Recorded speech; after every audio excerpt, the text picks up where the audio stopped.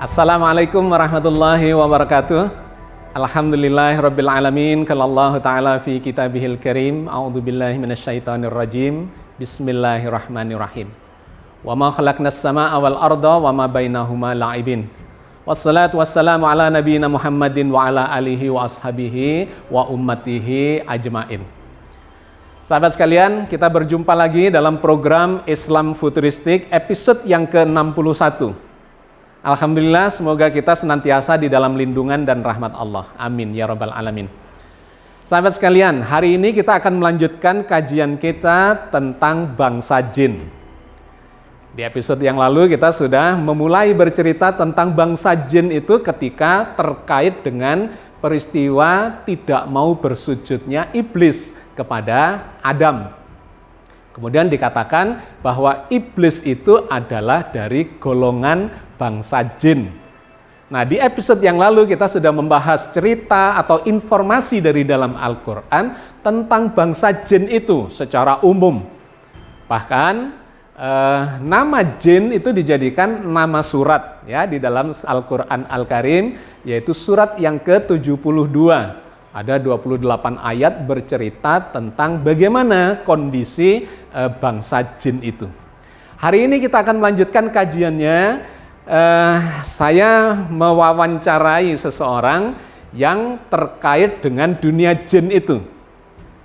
Saya ingin mengajak Anda untuk berkomunikasi, ya. Bagaimana caranya berkomunikasi dengan bangsa jin itu? Yang pertama bisa langsung dengan dia kalau mempunyai ilmunya, ya. Yang kedua adalah dengan memasukkan jin itu ke dalam seorang medium.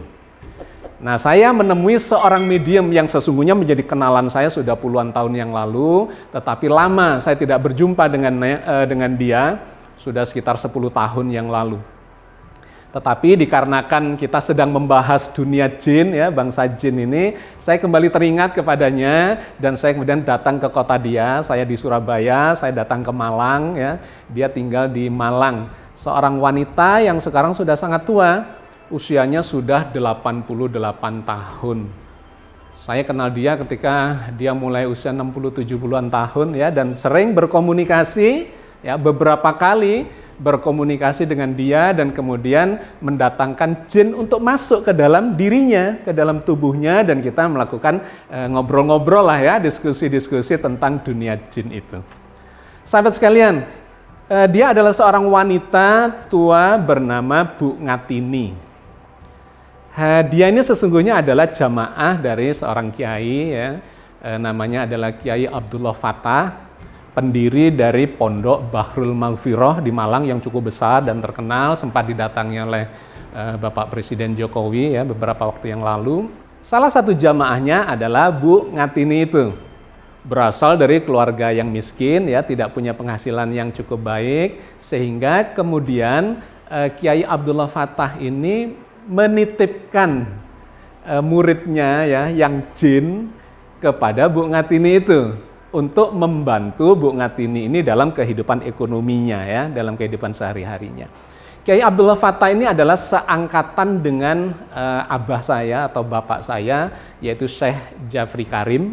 Usianya kurang lebih, ya, abah saya meninggal usia 90-an dan beliau Kiai Abdullah Fattah meninggal di usia 100-an tahun.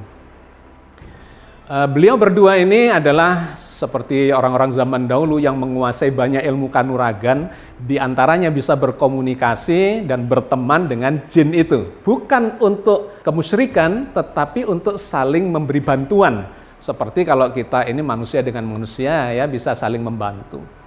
Nah, singkat ceritanya, Kiai Abdullah Fattah punya murid jin dan punya jamaah manusia, dan kemudian menitipkan salah seorang jinnya kepada Bu Ngatini ini. Untuk apa? Untuk memberi kemanfaatan, membantu ibu ini supaya dia bisa misalnya memberikan jasa pijet kepada seseorang yang membutuhkan, atau jasa pengobatan, atau jasa-jasa yang lain, ya, dalam arti yang positif, tidak negatif.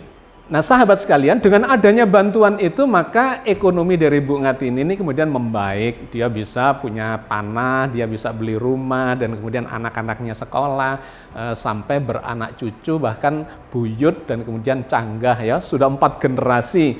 Alhamdulillah beliau diberi usia yang panjang. Sekarang usianya sudah hampir 90 tahun, sudah 88 lebih.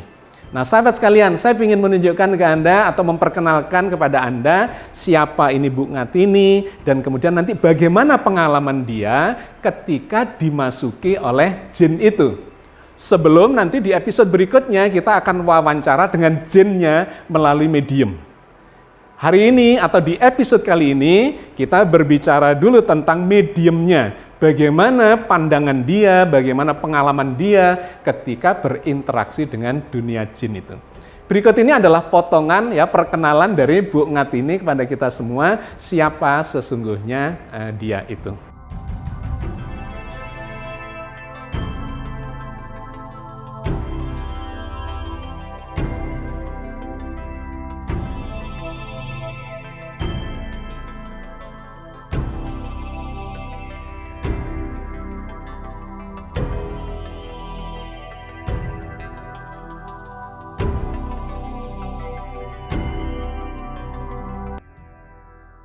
Tahun pinten nggih kepanggih abah ini? Kira-kira. Kula mboten semerang. Kula tasih. Umur pinten? Waktu ketemu abah terus dititipi su Anu, itu. 12. Oh, sik umur 12. Nggih. Oh, sune sik umur 12. Nggih. Nek mangat umur pinten? Anu, KTP kula 82 ngoten. Oh, Pinten tahun 82. Nggih. Berarti usia sudah 50-an Nggih. nggih. 50 60. Terus dititipi su. Nggih. Umur 12 sune. Takem. Tapi mboten ketok nggih waktu niku su Kapan anu nggih. mboten wujud ngoten lho. Kapan anu ning nek ikan semerap. Oh. Kanan odak-odak lawang. Udah lawang. Mungkin nah, nek semerap sampean nak Nggih. sampah. Nggih. Putrane mangane pinten? Sing pecah wolu. Sedayane pinten? Sedayane. 12. 12. Nggih, urip sawang. Oh, kantun sekawan. Sing numpang Terus putu pinten? pitu. Itu. Boyote pinten? Boyote 10. Terus cangga. Tanggai telu. Cangga itu. Waktu niku daleme nggih ten ngriku. Kula. Nggih. Kula tiang Landung Sari. Oh, Landung Sari. Waktu ketemu Abah niku Kula. mangat ten Landung Sari. Boten nenten jangan itu. Sampun ngriku nggih. Nggih toko sari. 82, tahun 82. Nggih. Terus ditumbasaken tanah dibangunnya omah, bener. Nggih, kula disukani Pak kula ya kula kan cocok.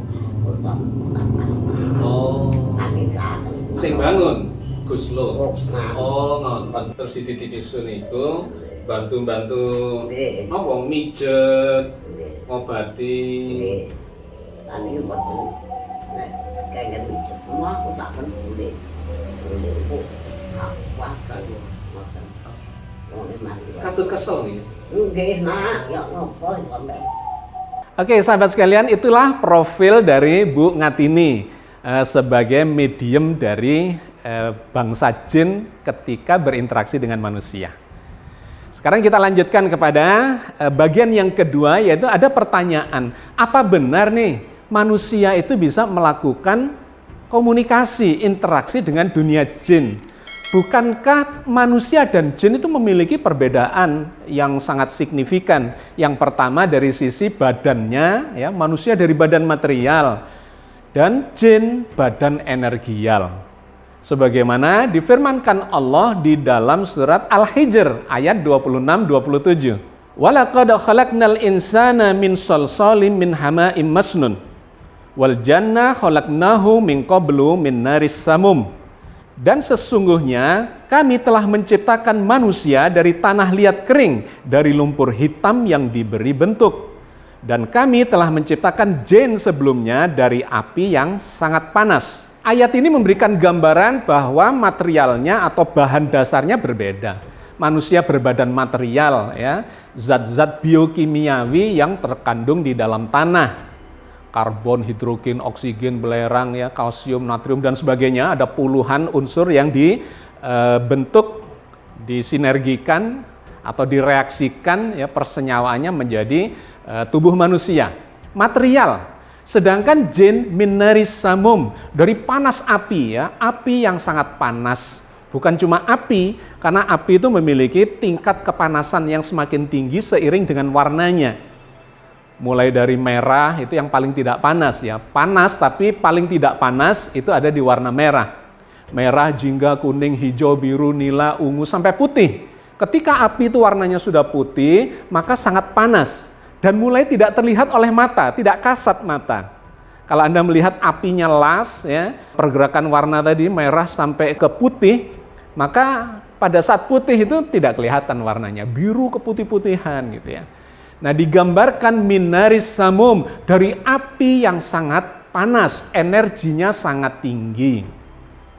Kalau dilihat dari sisi gelombang, maka frekuensinya sedang sangat tinggi. Itulah sebabnya tidak terlihat oleh mata dikarenakan frekuensinya tinggi, melebihi frekuensi cahaya yang terlihat oleh mata. Ya, cahaya itu ada yang tampak, ada yang tidak tampak. Yang tampak, yang terlihat oleh mata kita itu berada pada frekuensi 10⁻14 Hz. Lebih tinggi dari itu, semakin tinggi semakin tidak kelihatan oleh mata. Jadi kurang lebih gambaran bahan dasar dari makhluk yang namanya jin itu adalah dari bahan energi yang sangat panas yang memang tidak kasat mata. Tetapi ada wujudnya. Cuma mata kita yang tidak mampu melihatnya. Jadi poin pertama, manusia dan jin berbeda material atau berbeda bahan dasar, ya, materi dan energi. Apakah bisa berkomunikasi gitu, ya? Yang kedua, juga berbeda dimensi, tempatnya berbeda. Sehingga Allah juga berfirman di dalam Al-Qur'an terkait dengan bahwa mereka itu bisa melihat kita dari tempat yang kita tidak bisa melihat mereka. Dalam surat Al-A'raf ayat 27 Allah berfirman, innahu yarakum huwa wa qabiluhu min haitsu la tarawnahum. Sesungguhnya dia dan pengikut-pengikutnya melihat kamu dari suatu tempat yang kamu tidak bisa melihat mereka. Jadi dimensinya berbeda karena di situ disebut sebagai suatu tempat yang mereka bisa melihat kita, tetapi kita tidak bisa melihat mereka. Maka secara teori dimensi dikatakan dimensi mereka lebih tinggi dari kita. Dimensi ruang. Kita memiliki dimensi ruang yang 3 dimensi, ya, X, Y, Z kalau dalam geometri atau trigonometri, dalam matematika. Sedangkan dia memiliki dimensi yang keempat. Nah, menariknya adalah dia dimensi 4, kita dimensi 3, maka 3 dimensi punyanya jin itu sesungguhnya overlap dengan kita. Hanya dikarenakan dia punya dimensi keempat, maka kita tidak bisa melihat, dia tersembunyi di dimensi yang keempatnya itu. Tetapi ketika dia berkehendak untuk mendatangi kita, maka dia akan menampakkan 3 dimensinya yang overlap dengan dimensi kita. Sehingga kalau dia mau, kita bisa melihatnya. Atau ketika dia mau, dia bersuara, kita bisa mendengarnya. Tetapi kecenderungannya jin itu adalah bersembunyi dari manusia, ya, merahasiakan dirinya dari manusia. Bahkan kadang-kadang suka berbohong-bohong untuk menyembunyikan identitas dirinya. Nah, karena itu kita akan bisa berkomunikasi dengan bangsa jin itu ketika jin itu yang mau untuk mendatangi kita, baik secara langsung dengan suara atau menampakkan dirinya, atau minimal lewat medium seseorang yang dimasuki oleh jin itu, dia bersembunyi di balik sang medium, kemudian kita bisa berkomunikasi dengan dia. Nah, Al-Quran bercerita tentang interaksi manusia dengan jin itu. Di dalam surat Jin ayat 6, Allah berfirman tentang hal itu. Wa annahu kana rijalun minal insi ya'udzuuna birijali minal jinni fazaduhum rohaqo.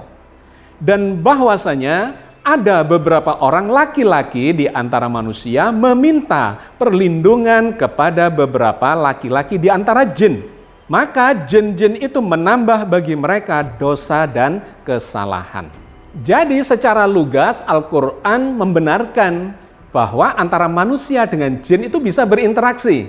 Meskipun dia dalam ayat ini tidak digambarkan interaksinya seperti apa, tetapi ayat ini menggambarkan ada manusia yang suka minta pertolongan kepada jin itu. Tentu dia berkomunikasi, baik di belakang layar dalam arti jinnya tidak kelihatan, tapi manusianya meyakini tentang jin itu, atau kadang-kadang terdengar suaranya, atau kadang-kadang menampakkan diri, ya, ada yang ditampaki, ya, terjadi penampakan, atau minta tolongnya melalui seorang medium, di mana jinnya masuk ke dalam medium itu. Nah, hati-hati di sini. Jangan sampai kemudian kata Al-Quran minta tolong dalam arti mempertuhan jin itu, minta perlindungan, minta rezeki dan sebagainya, maka itu sudah masuk ke dalam kemusyrikan. Tetapi kalau minta tolongnya itu adalah dalam konteks pertemanan, persahabatan, saling menolong, ya, saling membantu, itu diperbolehkan sama dengan kita minta tolong kepada teman kita, sahabat kita, mitra bisnis kita dan sebagainya, ya, atau tenaga kesehatan dan sebagainya sebagai sesama makhluk, tetapi semuanya tetap berbasis pada ketauhidan bahwa semuanya adalah makhluk ciptaan Allah, maka itu menjadi tidak masalah. Nah, bagaimana pengalaman Bu Ngatini ini terhadap atau terkait dengan bangsa jin yang dia ini memiliki jin yang selalu ikut, ya, dititipkan kepada dia. Nah, dia memiliki sejumlah pengalaman yang menarik, yang dari apa yang dia ceritakan kita kemudian bisa membayangkan bagaimana interaksi sang medium dengan jin yang ikut padanya itu.